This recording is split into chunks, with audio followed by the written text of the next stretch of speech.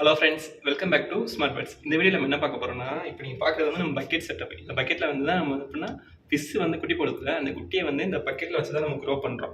அது வந்து நம்ம எப்படி பண்ணுறோம் அப்படின்றத வந்து நான் ஒரு ஸ்டெப்பாக சொல்கிறேன். நார்மலாக ஒரு பக்கெட் இருந்தால் போதும். மேக்ஸிமம் நம்ம ப்ரீடிங் பண்ணலாம், குட்டி மீனை வந்து நல்லா பெருசாக பார்க்கலாம். எல்லாத்துக்குமே வந்து இந்த பக்கெட் போதும். ஸோ நம்ம இதை எப்படி வந்து யூஸ் பண்ணுறோம் அப்படின்றத வந்து நான் உங்களுக்கு காட்டுறேன். வாங்க வீடியோக்குள்ள போய் பார்க்கலாம். நார்மலாக ஃபிஷ் டேங்க் இருந்தால் தான் வந்து நம்ம ப்ரீடிங் பண்ண முடியும் அப்படிலாம் கிடையாது. நம்ம வந்து நார்மலாக வந்து பெயிண்ட் பக்கெட், சாதா பக்கெட்டு இது மாதிரியே போதும். நம்ம நார்மல் டஸ்ட்பின் கூட போதும். நமக்கு ஒரு புது டஸ்ட்பின் வாங்கினோம்னா அந்த இதில் கூட நம்ம ப்ரீடிங் பண்ணலாம். தொட்டி தான் வேணும்னு அவசியம் இல்லை. தொட்டி வந்து நம்ம வீட்டுக்கு வந்து அழகுக்கு யூஸ் பண்ணுறோம்ல, அதுக்கு தான் வந்து தொட்டி தேவை. ஆக்சுவலாக நார்மல் பக்கெட் ஒன்று தேவை. அதுக்கப்புறம் வந்து ஒரு மோட்ரு ஒன்று தேவை. இந்த மாதிரி கல் வந்து கடல் பகுதியில் நீங்கள் போனீங்கன்னா கிடைக்கும். பெட் ஷாப்பில் போனீங்கன்னா கொஞ்சம் வந்து வெரைட்டியாக கிடைக்கும். இந்த மாதிரி கல் கிடைக்காது. இது வந்து எப்போயுமே வந்து நீங்கள் கடல் சைடு போனால் மட்டும் தான் கிடைக்கும். இது வந்து பெட் ஷாப்பில் அவைலபிளாக இருக்குமான்னு சொல்ல முடியாது. ஃபஸ்ட்டு என்னன்னா, நம்ம நார்மலாக தண்ணி ஊற்றி வச்சுக்கணும் பக்கெட்டில். அது எவ்வளோ நாள்னா ஒரு 3 டேஸ்னாலும் சும்மா ஊற்றி வச்சுக்கணும். ஊற்றி வச்சுட்டு இந்த மாதிரி கல்லை வந்து உள்ளே போட்டு சும்மா ஒரு நேச்சுரல் என்விரான்மெண்ட்காக, ஃபிஷஸ் வந்து சும்மா போயிட்டு வரதுக்காக. இப்போ நீங்கள் தண்ணி ஊற்றி வச்சு வெயிலில் நீங்கள் வச்சிருக்கீங்க அப்படின்னா தண்ணி மேலே வந்து ஒரு லேயர் மாதிரி ஃபார்ம் ஆகும். அந்த இதில் வந்து பாசம் வந்து உள்ளே பிடிக்கும். அது போக வந்து லேயர் மாதிரி ஃபார்ம் ஆகும். அதை மட்டும் லைட்டாக அப்படியே கலக்கி விட்டுட்டு நீங்கள் ஒரு பக்கெட்டை ஒரு சின்ன ஒரு கப்பை வச்சு நீங்கள் அப்படியே மேலே இருக்கிறதெல்லாம் எடுத்திங்கன்னா தனியாக வந்துடும். ஸோ அது ஒன்றும் பெருசாக கஷ்டப்பட தேவையில்லை. உள்ள மீன் இருக்கும்போது இந்த மாதிரி லேயர் ஃபார்மேட் வராது.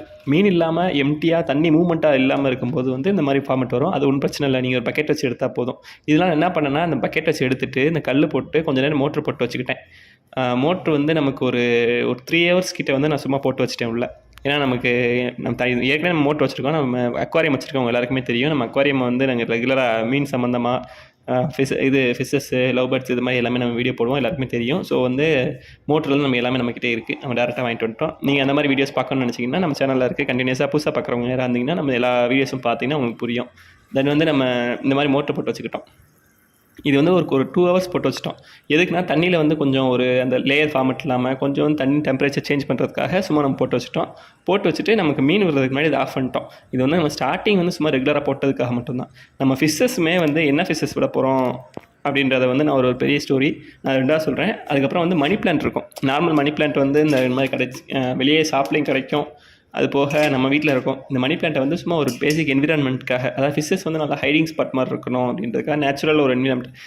மோட்ரு தேவையில்லை. அதாவது நமக்கு வந்து மணி பிளான்ட்லாம் யூஸ் பண்ணுறோம், நேச்சுரலாகவே அது ஆக்சிஜன் கொடுக்கும். ஸோ வந்து அப்போ மோட்ரு தேவை கிடையாது. நான் வந்து இதையும் போட்டு மோட்டரும் போட்டாதான் நான் மோட்ரு எடுத்துட்டேன். இந்த மாதிரி மணி பிளான்ட் போட்டோம்னா மோட்ரு தேவைப்படாதுன்னு சொல்லிட்டு நான் மோட்டர்லாம் எடுத்து வச்சிட்டேன். இது வந்து நான் பார்க்கவே சூப்பராக இருக்கும். அதுவும் நீங்கள் மாதிரி வெளிச்சம் வந்து சன்லைட் டேரெக்டாக விழுகாமல் கொஞ்சம் இன்டெரக்ட் சன்லைட் விழுகிற மாதிரி வச்சுருந்தீங்கன்னா குட்டிலாம் வேகமாகவே க்ரோ ஆகும்.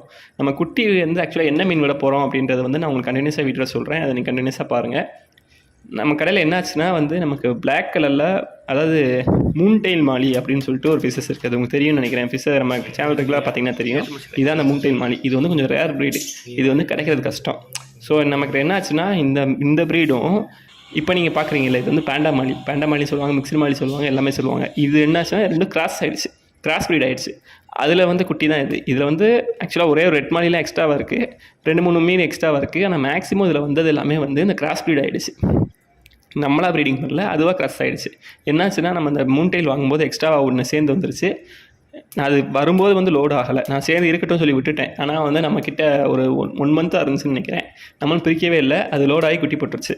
அந்த குட்டியை தான் வந்து நம்ம க்ரோ பண்ண போகிறோம். ஏன்னா நம்ம ஆல்ரெடி மூன்டெயின் மாலி வந்து கொஞ்சம் ரேர் ப்ரீடு. ஸோ வந்து நம்ம இது ரெண்டையுமே வந்து மியூட்டேஷன் பண்ணி எடுக்கும்போது நமக்கு மேபி நல்லா வரும் அப்படின்றதுக்காக எதிர்பார்த்தோம். ஸோ இந்த குட்டி வந்து பெருசாச்சுன்னா நமக்கு வந்து ஃபியூச்சர் ரிசல்ட் எப்படி இருக்குன்னு தெரியும். ஸோ நீங்கள் ரெகுலராக நம்ம சேனலை வாட்ச் பண்ணிங்கன்னா உங்களுக்கு தெரியும். பார்ப்போம். நான் இது கண்டிப்பாக நான் இது டே பை டே க்ரோ வந்து நான் போடுறேன். எப்படி இருக்குது 1 வீக் 2 வீக்ஸ் இந்த மாதிரி நான் வீடியோ எடுத்து வைக்கிறேன். முடிஞ்சாலும் நான் எடுத்து உங்களுக்கு கடைசியாக ஃபைனல் அவுட்புட் வந்து எப்படி இருக்குன்னு காட்டுறேன் இந்த இதுக்கு. ஏன்னா நான் கொஞ்சம் வந்து எதிர்பார்க்குறேன் இது எப்படி வருதுன்னு தெரில. ஸோ வந்து பார்ப்போம். ஏன்னா வழக்கமாக பாக்கெட்டில் இருந்தது வந்து நம்ம வழக்கமாக தண்ணியில் மேலே மிதக்க விட்டோம். ஏன்னா டெம்பரேச்சர் வந்து ஈக்குவல் ஆகணும் அப்படின்றதுக்காக மேலே மிதக்க விட்டு கொஞ்சம் நேரம் ஒரு கரெக்டாக ஒரு 30 மினிட்ஸ் கிட்ட மிதக்க விட்டோம். ஏன்னா நம்ம குட்டியில் அது டெம்பரேச்சர் தாங்காது, தண்ணி டெம்பரேச்சர்லாம் அதுக்கு 2 செட் ஆகணும். ஸோ நம்ம இது பண்ணிடக்கூடாது. அதனால் வந்து கொஞ்சம் வெயிட் பண்ணிவிட்டு இப்போ நீங்கள் பார்க்குறீங்களா, இல்லை 2-3 கட் ஃபீஸ் இருக்குது, அதாவது கப்பீஸ்ன்னு சொல்லுவாங்கள்ல, அந்த ஃபீஸ் இருக்குது. ஒரே ஒரு ரெட் மாலி இருக்குது. டோட்டலாக 17 வந்து அந்த மூன்டெயில் மாலியும் அந்த பேண்டா மாலியும் மிக்சிங்லேருந்து இருக்குது. எப்படி வரப்போன்னு தெரில. எனக்கு இப்போ இது பார்த்தா எல்லாமே பேண்டா மாலியாக வருமோ அப்படின்னு தோணுது. ஆனால் நமக்கு கொஞ்சம் வெயிட் பண்ணி தான் பார்க்கணும். கொஞ்சம் பெருசான அப்புறம் தான் தெரியும். ஸோ நம்ம ஒன்று நினச்சிட்டு பண்ணிகிட்ருக்கோம். கொஞ்சம் பெருசான பிறகு எப்படி இருக்குன்னு பார்ப்போம். ஆனால் இப்போ வந்து நல்லா growth நல்லா தான் இருக்குது. நம்ம வந்து ஃபீட் வந்து ரெகுலராக பண்ணுறதுனால growth வைஸ் பிரச்சனை இல்லை.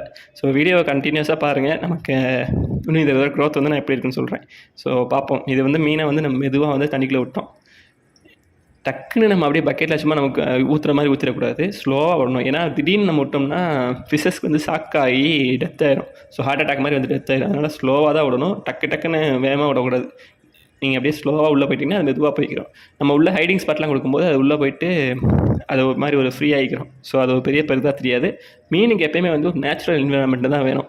நம்ம வீட்டுக்குள்ளே வச்சு பக்கெட் வைக்கிறத விட கொஞ்சம் அந்த மாடிப்படி கீழே இந்த மாதிரிலாம் கொஞ்சம் லைட்டாக வெளிச்சம் பட்டும் படாமல் இருந்துச்சுன்னா ஃபிஷ்ஷஸோட க்ரோ வந்து கண்டிப்பாக வேறு லெவலாக இருக்கும்.